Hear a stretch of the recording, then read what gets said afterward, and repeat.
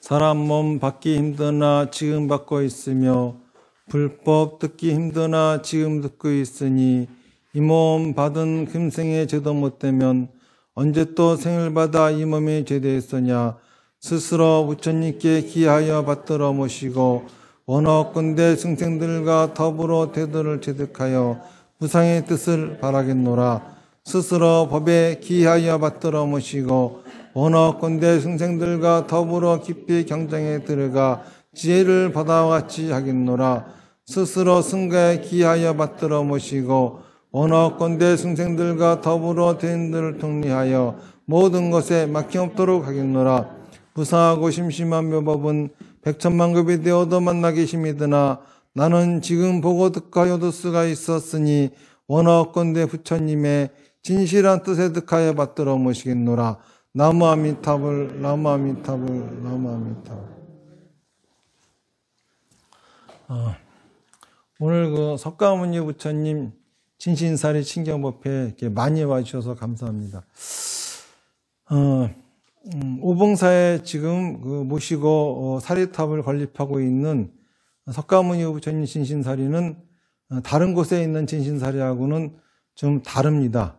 다른 거는 뭐가 다르냐 하면은 그 유래가 확실하다고 하는 거예요. 우리나라 5대 전명보궁에 있는 진신사리라 하더라도 그것도 이제 유래를 들어보면은 자장율사가 중국에 가셔가지고 5대산에서 문수보살을 칭견해가지고 모시고 왔다 그러잖아요.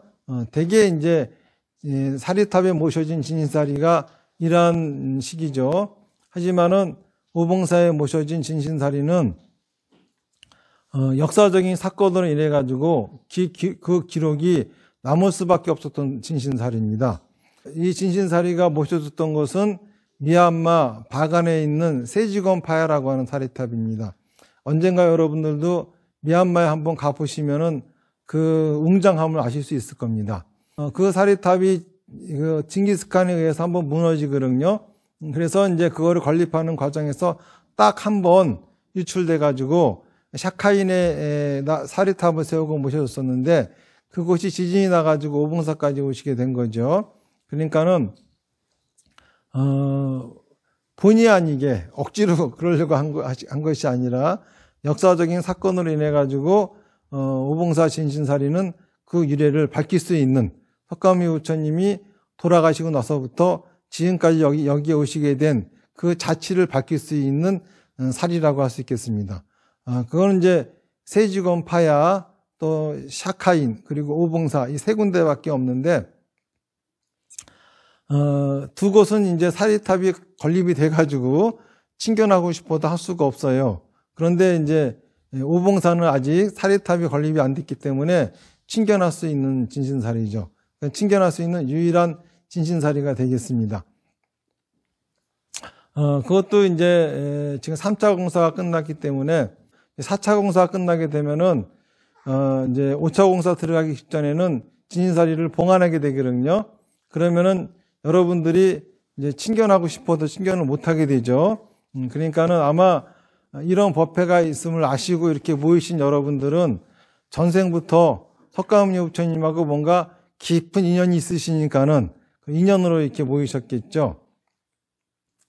제가 이 진신사리탑을 건립한다고 하는 그런 거를 또 이제 사리 칭견하는 것도 얼마 남지 않았다고 하는 거를 이제 영상으로 유튜브 영상으로 올리니까는 이제 많은 분들이 그 영상을 보고 기뻐하시고 또 칭견하시고자 하는 마음도 내시고 또 불사에 동참하시는 분들도 계시고 했었습니다. 그런데 이제 그 악플이 이제 많이 달려요. 그 악플 대부분이 뭐냐 하면은 석가모니 부처님께서는 그런 기복을 하지 말라고 했는데 이따기 기복을 해가면서 신도들을 끌어모으냐, 그리고 거기에 또 모이는 신도들도 아둔하다는 등 이런 식의 이제 댓글들을 많이 붙입니다. 그래서 오늘은 제가 기복불교에 대한 저의 생각을 좀 말씀을 드리려고 하죠. 기복이라고 하는 것은 복을 빈다라고 하는 거잖아요. 그럼 먼저 우리가 종교라고 하는 것에 대해서 생각해 볼 필요가 있겠죠. 우리가 도대체 종교를 왜 믿느냐? 우리가 교회를 왜 가고, 절을 왜 가고, 그렇죠? 또 부처님, 예수님에게 왜 숭배를 하느냐? 그것부터 우리가 정확히 알고 종교를 좀 가져야 되지 않을까 싶어요. 우리나라 한국갤럽이라고 하는 데에서 우리나라 국민들을 대상으로 해가지고 종교에 대한 생각을 물어본다 그럽니다. 특히 이제 종교를 갖고 있는 사람들을 대상으로 당신은 그 종교를 왜 믿습니까? 하는 걸 물어본대요. 그러면은 한결같이 나오는 대답이 뭐냐면은 가장 많은 비중이 마음의 평안을 얻기 위해서 종교를 믿는다. 그런다고 합니다. 여러분도 일리가 있는 말인 것처럼 들리시죠? 많은 분들이 아마 마음의 평안을 얻기 위해서 난 종교를 갖는다 하시는 분들이 많으실 거예요. 무려 그 70%나 그렇다고 하니까는. 그리고 그 뒤를 이어가지고 있는 것이 죽어서 좋은 데 가려고, 또는 인생이 뭔가를 알기 위해서, 그리고 또 복을 받기 위해서, 복을 빌기 위해서, 이런 식으로 그 뒤에 이제 이어진다고 합니다. 그런데 한번 진짜 그런지 안 그런지 우리가 한번 생각해 볼 필요가 있어요. 자, 마음의 평안을 얻기 위해서 종교를 믿는다라고 한다고 하면은 내가 종교만 갖고 있으면은 어느 때나 항상 마음이 편안해야 되겠죠? 자, 그런데 지금 여러분들 집안에 날강도가 뛰어들어왔어요. 그래가지고, 칼을 갖다가, 여러분들 목에다 들이대고 또 자식들한테 목을 들이대가면서 죽인다 그러고 있습니다.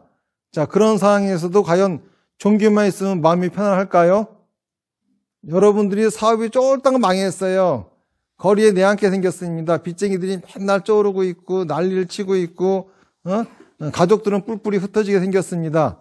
자, 이런 상황에서도 종교만 가지고 있으면 마음이 편안할까요? 아마 마음 편안하지 않을 거예요. 뭐 그렇게 말하면은 제가 이렇게 말씀드리면 그런 분들도 계십니다. 저는요 그런 상황에서도 마음이 편합니다. 자, 그러면 그분은 그런 상황에서도 마음이 편안한 상태를 유지하기 위해서 얼마나 많은 수행을 했으며, 그렇죠? 얼마나 많은 시간을 투자하고 노력을 투자했겠습니까? 그런데 그런 노력을 투자하지 않아도 아주 손쉽게 마음의 평안을 얻는 방법이 있어요. 어떤 상황에서도 마음이 편안해집니다. 무슨 방법인지 아세요? 마약을 하는 겁니다. 그러면은 어떤 상황에서도 마음이 편안해요. 정신을 잃어버렸으니까. 안 그러겠습니까? 근데 제가 그런 말씀을 드리면은 이런 분들이 계십니다. 아니, 어떻게 스님은 종교하고 마약하고 그렇게 같이 비교를 하냐고. 자, 그러면은 마약은 중독이 돼가지고 우리 인생을 망가뜨리는 경우가 많죠. 자, 그러면은 인류 역사상 마약에 중독돼서 인생을 망친 사람이 많겠습니까? 종교에 중독돼서 인생을 망친 사람들이 많겠습니까? 종교에 중독돼서 인생을 망친 사람들이 많아요. 마약에 중독돼가지고는 전쟁 안 합니다. 종교에 중독되면 전쟁도 하고 사람을 죽이고 대학살하고 막 그래요. 또 종교에 중독되면 뭐 가정도 다 그냥 팽개치고 그냥, 그죠? 이상한 종교에 빠져가지고 난리가 납니다. 자기 신세가 어떻게 되는지에 따위도 생각하지 않고. 자, 그렇게 보면은 종교를 마음의 평안을 위해서 우리가 종교를 믿는다라고 한다 하면은 종교는 마약보다도 그 피해는 크고 효능은 약한 겁니다. 그러니까는 마음의 평안을 위해서 종교를 믿는다고 하는 것은 맞지 않다라고 저는 생각을 합니다. 그리고 또 죽어서 좋은 데 가려고. 죽어봤어요? 죽고 난 다음에 좋은 데가 있는 거 아십니까? 사실은 입증되지 않은 사실들이에요. 단지 장사꾼이 자기들끼리만 있잖아요. 성능이 좋다고 하는 거, 검증도 안 되는 제품을 사는 거와 똑같지 않겠습니까? 인생이 뭔가를 알기 위해서 꼭 인생이 뭔가를 알아야 우리가 잘 살 수 있습니까? 아무도 인생이 뭔지도 모르고 살아요. 그러다가 한참 나이 먹고 그나마 좀 지혜로워지고 깨우친 사람들이 있으면은 대충 인생이 뭐다라고 얘기하고 죽습니다. 다시 말해서 인생이 뭔가를 알기 위해서 우리가 종교를 믿는다라고 한다 하면은 종교는 단지 장신구에 불과합니다. 그렇잖아요. 자, 그러면 도대체 우리는 왜 종교를 믿을까요? 왜 우리는 불교가 필요할까요? 한번 생각해 볼 필요가 있습니다. 도대체 종교가 어디다 쓰는 건지 모르겠다고 한다 하면은 어떤 제품이 있는데 그 제품의 용도를 모르겠어요. 그러면은 이 제품은 왜 만들었지를 생각해 보면 알 수가 있습니다. 자, 종교는 왜 생겨났지? 한번 우리가 생각을 해보자고요. 원시 시대였을 겁니다. 원시 시대에 거기 있는 사람들의 오로지 관심사는 있잖아요. 맹수로부터, 천덕으로부터 자기가 보호받는 거겠죠. 그리고 또 하나는 풍족한 양식을 구하는 거겠죠. 이 두 가지가 그들에게는 큰 관심사였을 겁니다. 그들도 머리가 있으니까 상식적으로 알겠죠. 천덕으로부터 보호를 받으려면 우선 내가 힘을 길러야 돼. 운동 열심히 하고 건강을 유지하려고 하겠죠. 또 내가 그 먹을거리를, 풍족한 먹을거리를 얻으려면 열심히 노력해야 돼. 그래서 먹을거리를 구하려고 온통 세상을 돌아다니고 하겠죠. 그런데 어느 날은 아주 맨날 며칠을 그냥 그렇게 찾아 헤맸음에도 불구하고 먹이를 구하지 못하고 쫄쫄 굶고 있는데 어느 날은 그냥 아침에 일어나가지고 동굴박을 나와봤더니 토끼가 지나가네. 그래가지고 아무거나 집어던졌더니 이게 맞아 죽네. 그냥 느닷없이 먹이를 구하는 때도 있겠죠. 그리고 또 그 맹수가 먹겠다고 달겨들었어요. 근데 앞에서 저희 그 뒤에서 빌빌거리면서 그냥 쩔쩔뚝거리고 쫓아오는 사람은 멀쩡하고 앞에서 달려가던 씩씩한 사람이 죽을 수도 있고. 도대체 이게 법칙이 없어요. 어떻게 해야 보호를 받는 건지, 어떻게 해야 풍족한 양식을 얻는 건지. 그러다 보니까는 생각하기를, 야, 우리가 풍족한 양식을 얻고 천덕으로부터 보호를 받으려면은 운이라고 하는 게 필요하겠구나. 이 운이라고 하는 건 도대체 어떻게 생기는 거야? 모르겠죠. 그러니까는 운을 주는 존재를 우리가 상상을 했을 겁니다. 그것이 뭐죠? 신입니다. 그래서 신은 그렇게 만들어졌어요. 그러면서 종교가 시작이 된 거겠죠. 자, 이거는 제가 구태여 이렇게 좀 말하지 않다 하더라도 여러분들이 옛날에 그 원시시대 동굴 벽화라든지 이런 것들을 보면은 아마 그랬을 것이다. 제 추측이 맞다라고 하는 거를 어느 정도 인정하실 수 있으실 겁니다. 자, 그러면 이게 뭐죠? 종교란 있잖아요. 복을 빌려고 만들어진 거예요. 그렇죠? 복을 받으려고 만들어진 겁니다. 자, 냉장고가 있는데 냉장이 안 돼. 그런데 다른 성능은 되게 좋아. 근데 냉장이 안 돼. 그럼 그게 냉장고일까요? 자동차인데 이게 자동차인데 자동차가 다른 기능은 다 좋은데 가지를 않아. 이 자동차일까요? 종교는 우리가 복 받으려고 만든 거예요. 그런데 복을 안 줘. 그럼 이게 종교입니까? 종교 아니에요. 무슨 말인지 아시겠습니까? 종교를 믿는 목적은 복을 받으려고 믿는 거예요. 무슨 말인지 아시겠죠? 그렇기 때문에 이왕이면은 성능이 좋은 제품을 쓰셔야 됩니다. 무슨 말인지 아시겠습니까? 확실하게 복을 받을 수 있는 그러한 종교를 가져야 됩니다. 자, 불교라고 하는 종교 어떻게 탄생이 되었는가 한번 우리가 살펴볼 필요가 있어요. 석가모니 부처님 당시에는 바라문교라고 하는 종교가 있었어요. 이게 나중에 이제 힌두교로 바뀌거든요. 바라문교라고 하는 종교는 어떤 거냐 하면은 베다라고 하는 성전이 있는 종교인데 이 베다라고 하는 성전에는 5만 신들이 다 거기 안에 있어요.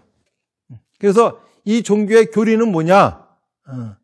만약에 당신이 지금 불행하다면은 신한테 기도하지 않았기 때문이야. 이게 교리 다예요. 다시 말해서 당신 아들이 지금 장가를 못 가는 이유는 결혼을 주재하는 신이 당신 아들을 보살피지 않기 때문이야. 그러니까는 그 신에게 가서 기도하고 빌어. 그러면은 당신 아들은 결혼할 거야. 이런 식의 종교입니다. 지금 당신이 사업이 안 되는 이유는 사업을 주관하는 신에게 빌지 않았기 때문이고 그 신이 너를 돕지 않기 때문이야. 그러니까는 그 신에게 가서 빌어. 그래서 모든 거는 담당하는 신에게 비는 것이 성공의 이유고 또 그 신에게 빌지 않는 것이 실패의 원인인 겁니다. 항상 뭔가 빌어야 되는 거야. 그 당시에 그 바라문교를 석가모니 부처님은 한마디로 이건 틀렸다 이렇게 말씀하십니다. 신이 돌보기 때문에 잘 되고 신이 돌보지 않기 때문에 잘못되는 게 아니다. 모든 것은 다 인과응보다 이렇게 말씀하신 거예요. 콩심문대 콩나고 팥심문대 팥나듯이 여러분이 뿌린 씨앗대로 걷기 때문이다. 그렇기 때문에 만약에 내 아들이 장가를 못 간다고 하면은 내가 또는 내 아들이 아니면 그 주변에 누군가가 장가를 못 가는 업을 지었기 때문에 못 가는 것이고 내가 내 사업이 안 되는 이유는 사업이 망칠 업을 지었기 때문에 안 되는 거다 이겁니다. 자, 업이라고 하는 거는 뭐죠?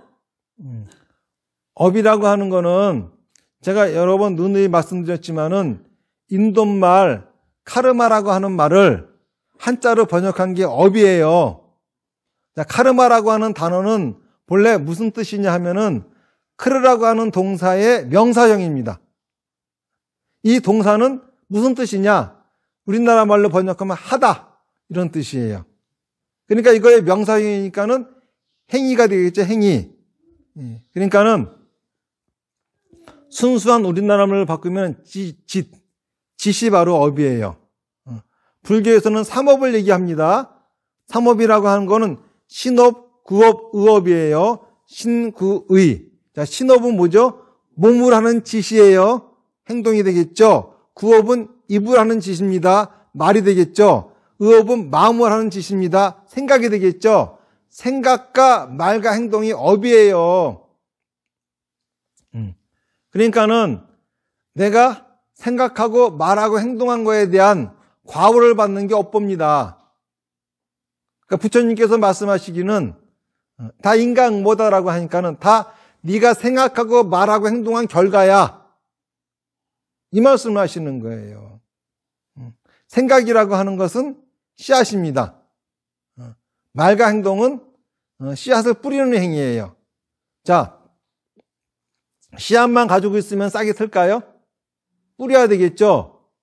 생각을 말하고 행동하면은 이건 이제 한번 말하고 행동한 거는 다시 이 엎질러진 못을 주워 담을 수 없듯이 주워 담을 수 없어요. 그렇게 뿌려진 내 말과 행동의 결과로 모든 것이 있는 것이다.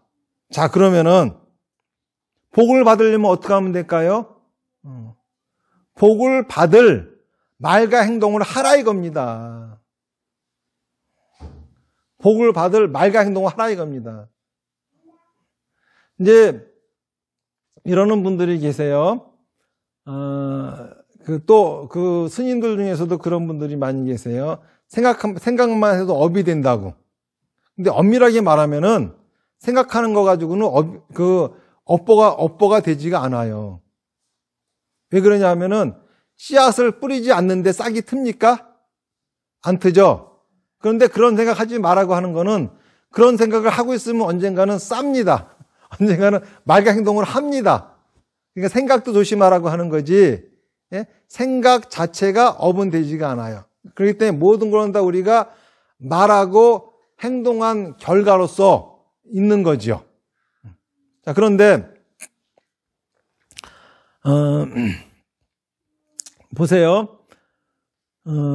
선업이라고 하는 것은 뭘까요? 좋은 생각을 좋게 말하고 행동하는 게 선업이에요. 악업이라고 하는 건 뭘까요?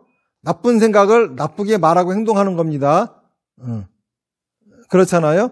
자, 그러면은 내가 좋은 생각을 좋게 말하고 행동했구나. 그리고 내가 나쁜 생각을 나쁘게 말하고 행동했구나. 이거 어떻게 알 수가 있죠? 결과를 봐야 알 수가 있겠죠? 그렇죠? 내 말과 행동이 나빴는지 좋았는지. 예를 들어서 여러분들 중에는 누구한테 욕하고 막 화내고 하는 거 나쁘다고 생각하는 분이 계시겠죠? 근데 내가 어떤 사람한테 욕하고 화를 냈어. 근데 그 덕분에 그 사람이 자기 잘못을 뉘우치고 올바른 길을 살게 되었어요. 자, 그러면 내가 욕하고 화낸 게 악업일까 선업일까? 내가 어떤 사람에게 착한 일을 하려고, 그쵸? 그 사람을 막 도와주고 쫙 이렇게 해가면서, 선업을 쌓느라고 그 사람이 욕하는 것도 꼭 참고 그냥 웃는 얼굴로 계속 대했어. 그랬더니 그 사람이 그래도 되는 줄 알고 세상을 그러고 살아. 아무한테 욕하고 나한테 하듯이. 나한테 온갖 나쁜 짓을 다 합니다, 그냥. 나는 내가 있어서 호구인 줄 알고. 자, 그러면은 내가 한 것이 악업일까, 선업일까? 악업이네. 그렇잖아요. 선업은 뭐냐 하면은 나와 남에게 이득이 있고 도움이 되는 거는 선업이고 나와 남에게 해가 되는 거는 악업인데 도대체 내가 지금 하고 있는 생각을 말하고 행동했을 적에 이것이 선업이 되는지 악업이 되는지는 몰라요. 해놓고 해나 봐야 아는 거야. 그렇잖아요. 그런데 우리는 항상 선업을 짓고 싶죠. 그러니까는 항상 우리는 내가 말하고 행동하는 것이 선업이기를 바래. 그러면 할 때마다 어떻게 해야 되지? 비는 수밖에 없는 거야. 자, 복을 안 빌 재주 있습니까? 내가 말하고 행동하는 게 확실하게 선업이 될 수 있다고만 한다고 하면은, 그렇죠? 또 내가 악업을 안 짓고 선업만 지을 재주가 있다고 하면은 빌 필요가 없을 거야, 아마. 그냥 선업만 지으면 되니까는. 그런데 우리는 내가 항상 말하고 행동할 적에 이것이 선업이 되기를 비는 마음밖에는 없어요. 그렇잖아요? 자, 복이 뭐죠? 나와 남에게 이롭게 되는 것이 복이잖아요. 그러니까는 우리는 항상 이 복을 갖다가 빌 수밖에 없는 존재입니다. 자, 정리해드리면은 석가모니 부처님 당시의 종교는 모든 거는 다 신한테 비는 거였어요. 그러니까 복을 비는 거였죠. 그런데 부처님께서 말씀하시기는 신에게 빈다고 복을 얻는 게 아니라 복을 얻으려면은 복을 얻을 수 있는 말과 행동을 해야 된다. 하지만은 그 결과는 확실하게 알 수 없으니까는 내가 하는 것이 복이 되기를 바라면서 우리가 말과 행동을 할 수밖에 없겠죠. 자, 그런데 만약에 내가 선업을 지어서 복을 받으면은 행복하고 악업을 지어서 벌을 받으면은 불행하고 그렇다고 한다고 하면은 우리가 행복해지는 방법은 오로지 비는 것밖에 없어요. 그렇죠? 내가 행복해지는 방법은 모든 걸 운에다가 맡기는 방법밖에 없습니다. 그런데 부처님은 뭐라고 말씀하시냐 하면은 내가 선업을 지어서 복을 받을 때 느끼는 행복은 그건 느끼는 행복이고 또 내가 악업을 지어가지고 벌을 받을 적에 느끼는 불행은 느끼는 불행이지 그게 진정한 행복과 불행은 아니다 라고 말씀하신 겁니다. 그럼 진정한 행복은 뭐냐? 이거는 업을 완전 용서하는 거예요. 다시 말해서 조금 정리해서 말씀을 드리면은 자, 불교라고 하는 종교의 목적은 뭐지요? 성불입니다. 부처가 되는 게 목적이에요. 자, 부처가 되었다라고 하는 것은 뭘 의미할까요? 열반을 얻었다고 하는 걸 의미합니다. 열반의 상태가 되었다. 이래야 이제 부처가 된 거예요. 자, 열반이라고 하는 거는 뭐냐 하면은요. 번역하면은 완전연소 이런 뜻이 됩니다. 완전연소. 뭘 완전연소하는 거냐 하면은 업을 완전연소하는 거예요. 자기의 생각과 말과 행동을 완전연소하는 거. 이게 바로 열반이 되는 거고, 자기의 생각과 말과 행동을 완전연소하면은 곧 부처가 된다 이겁니다. 자, 그래서 내가 내 생각과 말과 행동을 완전연소했어요. 업을 다 태웠습니다. 그러고 났더니 이제 뭐가 되겠죠? 부처가 됐겠죠? 부처가 되었는데 불은 꺼진 상태죠. 자, 불이 꺼졌으니까는 열이 없어요. 그럼 춥죠? 빛이 없습니다. 어둡죠? 껌껌하고 추워. 좋아요? 별로 안 좋아요. 그런데 내가 내 업을 완전 연소하려고 활활 태우고 있는 중에는 어떻죠? 이때는 빛이 있고 열이 있어요. 따뜻하고 환합니다. 우리가 열반을 목적으로 하는 이유는 완전 연소 중인 삶을 살려고 하는 거예요. 불교에서는 바로 부처님의 가르침이 우리한테 주고자 하는 것은 이 완전 연소의 삶입니다. 이 완전 연소의 삶이 바로 불교에서 말하는 행복이라고 하는 겁니다. 그러니까는 내가 선업을 지어서 복을 받으면은 행복하고, 내가 악업을 지어서 벌을 받으면 불행하고가 아니라 자기 업을 완전 연소하면서 살아가면 행복하는 거고, 자기 업을 불완전 연소하면서 살아가면 불행한 것이다. 이게 부처님의 가르침이에요. 무슨 말인지 아시겠죠? 다시 말해서 업이라고 하는 건 뭐냐? 연료입니다. 연료. 우리의 인생을 살아가는 에너지원이에요. 내가 한 생각과 말과 행동, 내가 지은 선업이든 악업이든 이 모든 거는 다 연료입니다. 내가 선업을 지었다 하더라도, 내가 악업을 지었다 하더라도 피하지 않고 받는 거죠. 이거로부터 이 업으로부터 도망을 치면은요, 그러면은 이 에너지가 고갈이 돼요. 그러면서 뭐가 되는 줄 알아요? 사람이 좀비가 됩니다. 좀비가 돼. 살아있는 송장이 돼요. 항상 편안한 것만 추구하고, 항상 행복이라고 하는 느낌만 얻으려고 그러고. 제가 여러 번 말씀드렸다시피 등산을 하잖아요. 그러면 산 정상에 올라가면 행복하죠. 근데 산 정상을 올라갈 때는 무지무지 불행하죠. 힘들고 괴롭고. 근데 왜 자꾸 올라? 오르는 과정도 행복이었기 때문이에요. 행복을 느끼지 못할 뿐. 진정한 행복은 느끼지 못하는 순간에도 행복입니다.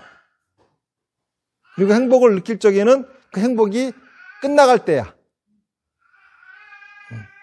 진정한 행복은 자기의 생각과 말과 행동을 완전 연소할 때가 진정한 행복이에요. 무슨 말인지 아시겠죠? 그러니까는 불교라고 하는 종교는 뭐냐 하면은 자기 생각을, 그치? 자기 말을, 자기 행동을 활활 태우라 이겁니다. 자, 그러려면은 먼저 자기 생각이 무엇인지 알아야 되겠죠? 자기 생각이 뭔지도 모르는 사람들이 많아요. 자, 자기 생각은 뭘까요? 지금 내가 간절히 원하는 거예요.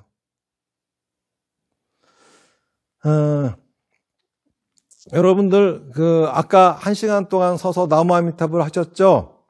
이거를 사마타라고 합니다. 사마타의 본래 목적은 마음을 자유롭게 두는 것에 있어요. 한자로 쓰면은 멈출 지자, 멈춘다 그런 소리예요. 뭘 멈추느냐 하면은 잡념이라고 하는 걸 멈추는 거예요. 잡념. 자, 잡념이라고 하는 거는 뭐냐? 잡스러운 염입니다. 근데 염이라고 하는 한자 잘 보세요. 지금 금자에 마음이 있죠?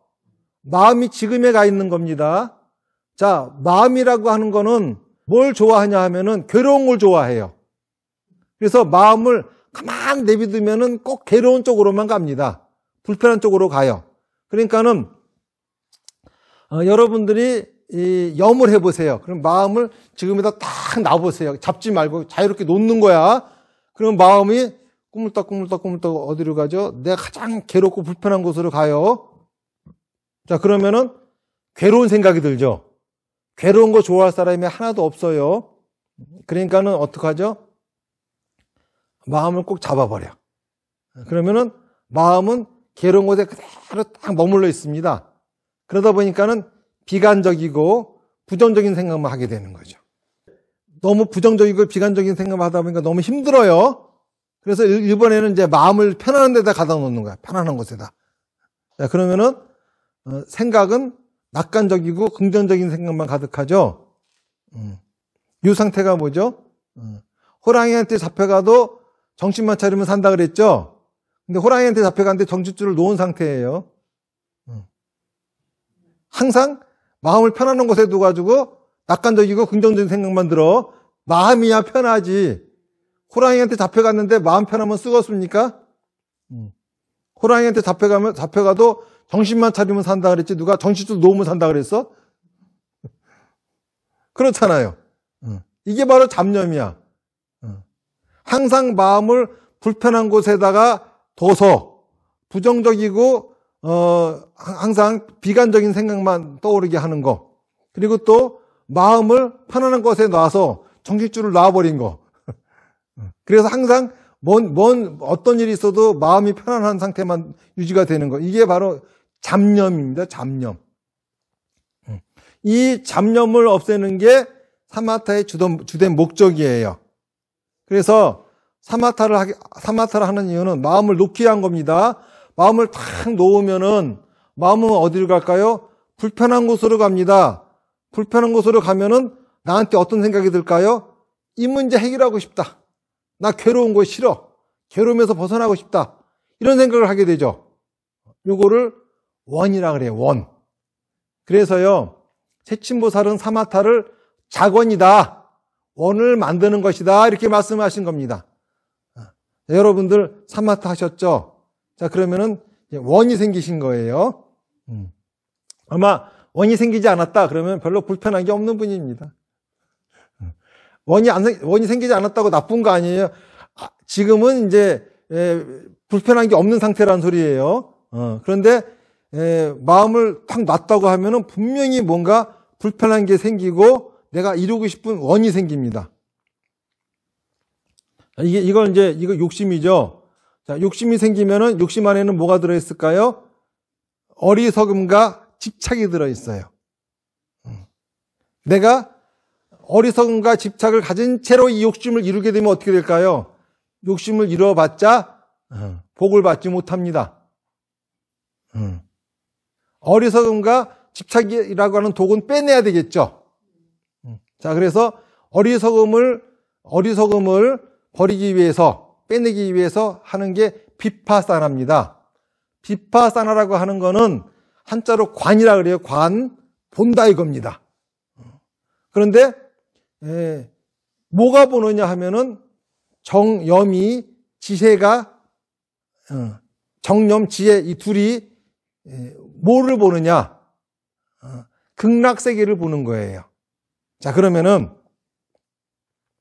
극락세계라고 하는 거는 뭐냐 하면은 극락세계는 부처가 되기 위해서 수행하며 살아가는 곳입니다. 그러니까 부처가 되는 것이 약속되어진 곳이에요. 그러니까 뭐죠? 생각과 말과 행동을 완전 연소하고 있는 세계가 바로 극락인 거거든요.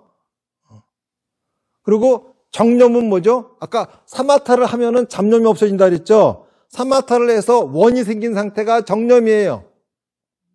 지혜는 뭘까요? 부처님의 가르침이 지혜야.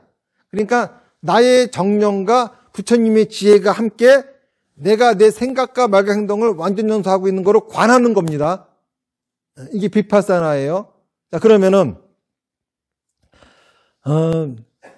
정염은 나니까 내가 내 생각과 말과 행동을 완전 연소하는 거, 다시 말해서 내가 내 소원을 이루려고 열심히 살아가는 모습을 관할 수 있겠지만은 지혜는 어떻게 관할 수 있을까요? 부처님이?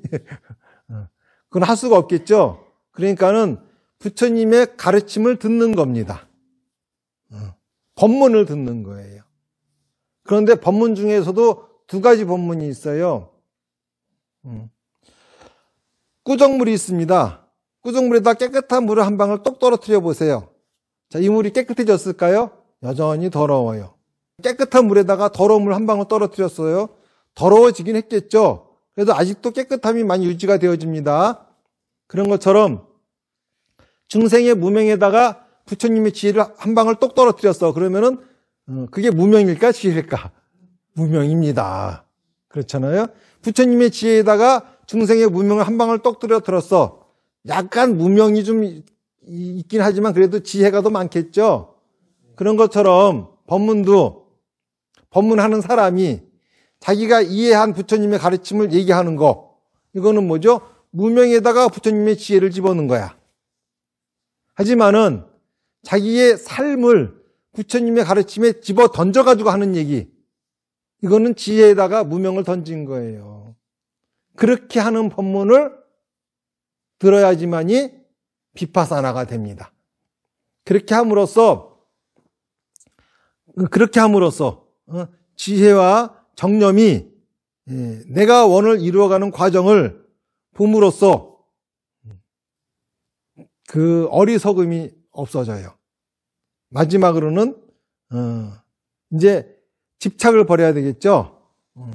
집착을 버리는 거에 제일 좋은 거는 제봇입니다. 그거만한 게 없어요. 왜냐하면은 인간들은 재물에 대한 집착이 너무 강해요. 가난한 사람들. 왜 가난한 줄 아세요? 에?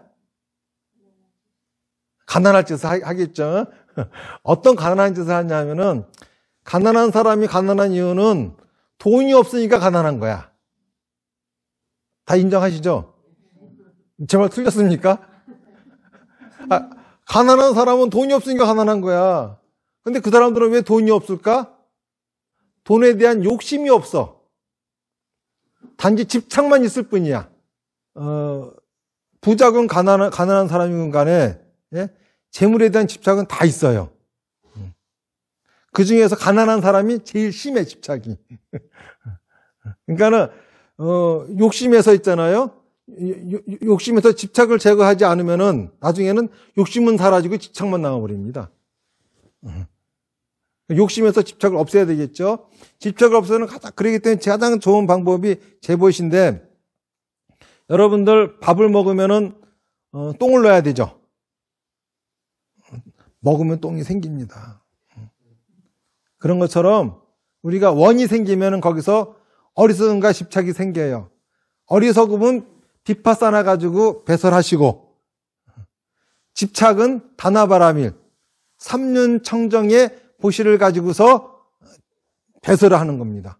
삼륜청정이 뭐죠? 삼륜 세 가지입니다. 세 가지가 뭐냐면은 보시를 하는 자와 보시를 받는 자와 보시물이 청정해야 돼. 보시를 하는 사람은 했다는 생각이 없어야 되고, 보시를 받는 사람이 보시 받았다는 생각이 없게 해야 되고, 보시물에는 아무런 원을 넣지 말아야 돼. 그러니까 뭐죠? 가장 좋은 방법이 보시를 하는 게 아니라 나는 배설을 하는 거야. 그러면은 삼륜청정의 보시가 되는 거예요. 내가 부처님한테 복을 달라고 비는 게 아니라, 내가 우리 자식 누구 잘 되게 해달라고 하는 게 아니라, 나는 그냥 지금 똥 누러 왔어. 그냥 내 원을 이루기 위해서는 이 집착을 버려야 돼. 그러니까는 절에 있는 보시하면 뭐죠? 똥뚝간이야 그냥. 거기다 똥 넣고 가는 거야.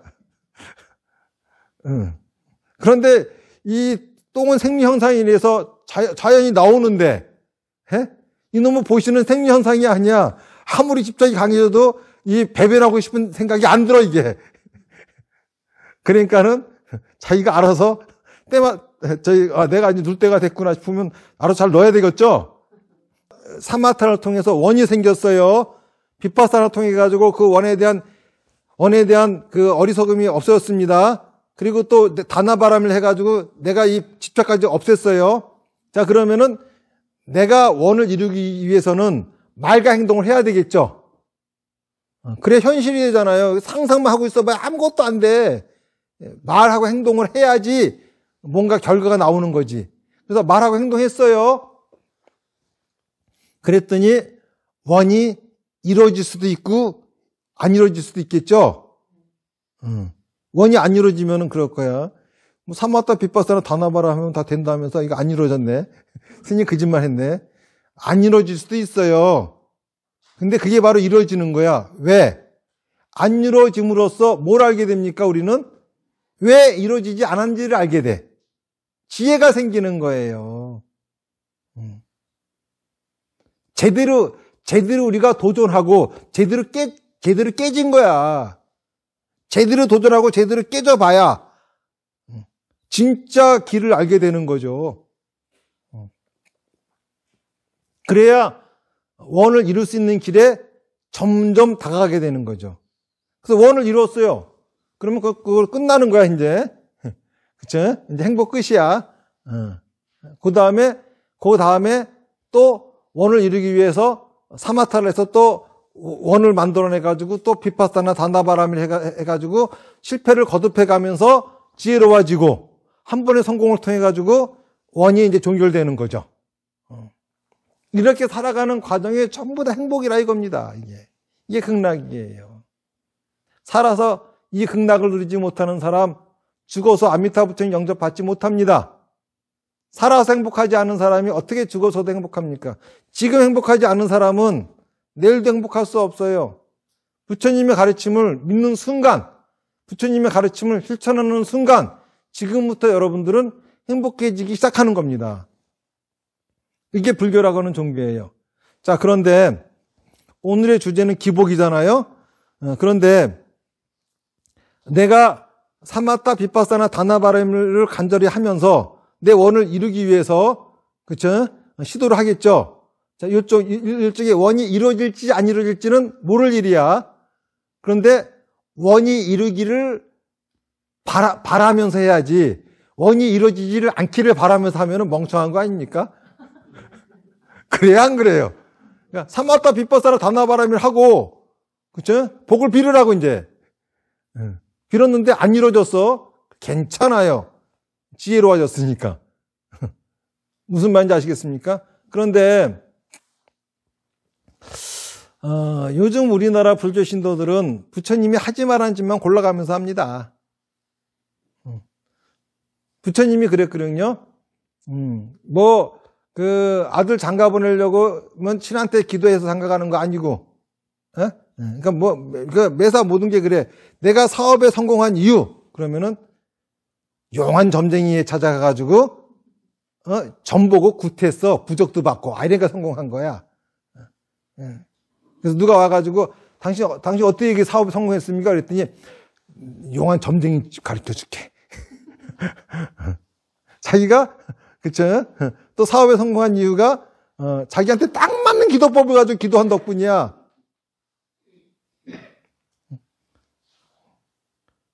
그리고 자기가 지금 사업에 성공한 이유는 천도제 했기 때문이야. 과연 그게 성공의 이유일까요? 그럼 누가 물어보면, 자식들한테도 물어보면, 야, 성공하려면 천도제 해야 된다, 야. 성공하려면 일단은 용한 점쟁이 필요하고 너한테 딱 맞는 기도가 필요해. 그런 거 아니겠죠. 그렇죠? 사업에 성공하면 성공하는 수만 가지 이유가 있어요. 실패하면 실패하는 수만 가지 이유가 있는 거고. 그러니까는 부처님께서는 말씀하시기를 자기 생각을, 그쵸? 제대로 말하고 행동하고, 다시 말해서 자기 업을 완전 연소하게 되면은 거기에는 사업이 성공하는 이유도, 사업이 실패하는 이유도 정확히 알게 된다는 거죠. 이게 바로 진짜 부처님의 가르침입니다. 아시겠죠? 하지만은 분명히 내가 악업이든 선업이든 그거를 다 받아서 완전 연소하는 게 행복이긴 하지만은 한 번 할 때마다 우리도 그렇죠? 복을 비는 마음이 있어야 되지 않겠습니까? 그래야 그게 더욱더 최선을 다하는 거죠. 도대체 나는 뻑하면 기복불교 한다고 흉보고 욕하는 사람들은 그분들께서는 불교나 제대로 알고 그런 소리 하는 건지. 그쵸? 그리고 원래 이 대승불교라고 하는 불교, 이 대승불교가 탄생하게 된 것도 부처님은 당신 진신사리에다가 무슨 뭐 숭배하라는 소리 하지 않으셨어요. 하지만은 이 복을 비는 중생들이 모여가지고 부처님 진신사리를 숭배하고, 그렇죠? 탑을 세우고 했습니다. 그랬더니 다들 소원이 이루어지는 거예요. 그 바람에 대승불교라고 하는 불교가 일어난 겁니다. 그들을 보고서 일부는 저들은 그렇죠? 부처님의 가르침도 모르면서 부처님이 하지 말라고 하지만 한다고 하면 흉을 받지만은 또 일부는 저들도 부처님의 덕을 추앙하기 때문에 해서 모인 사람들이니 우리가 저들에게 부처님의 가르침을 전달해 보자라고 하면서 대승불교가 시작이 된 겁니다. 그러면서 불교가 전 세계로 퍼져나갈 수 있게 된 거죠. 무슨 말인지 아시겠죠? 그냥 무조건 복을 빌겠다고 기도하고 이런 식의 거는 우리가 기복적인 미신에 의지하는 거는 하면 안 되겠지만은 사마타, 비파사나, 다나바라미를 통해 가지고 자기의 생각과 말과 행동을 완전 연소하는 삶을 살아감에 있어서는, 그렇죠? 뭔가 그런 바램, 비는 거 그런 것도 없을 수는 없는 겁니다. 이게 이제 제가 말씀드리는 기복에 대한 생각이죠. 자, 제 얘기는 여기까지 하고 곧 이제 진신사리 친견을 할 텐데, 진신사리는 항상 부처님의 제자들도 같이 다니신다 그래요. 그래서 이제 10대 제자사리라고 하는데, 예? 두 병으로 나눠져 있어가지고 이제 어떤 분인지는 모르겠지만은 이제 주시는 분이 사례불가 목련존자의 사례일 것이다 이렇게 추측으로 주셨어요. 그래서 같이 이제 친견하게 될 겁니다. 합장하시고 나무아미타불 연불 10번 하겠습니다. 시작. 나무아미타불, 나무아미타불, 나무아미타불, 나무아미타불, 나무아미타불, 나무아미타불, 나무아미타불, 나무아미타불, 나무아미타불. 성불하십시오.